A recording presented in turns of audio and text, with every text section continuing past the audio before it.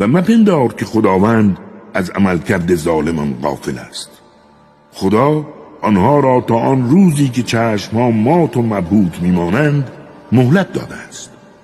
در آن روز عذاب از تعجب گردنهایشان برافراشته و سرهایشان رو به آسمان است و حتی از ترس پلک نمیزنند، در حالی که قلبهایشان از خوف فرو ریخته و خالی گشته است.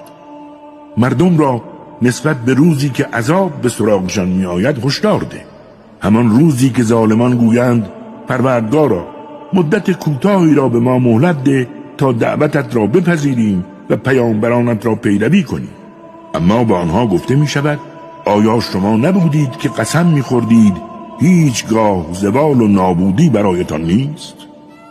آیا شما نبودید که درست در همان منازل و کاخهای کسانی که به خود ظلم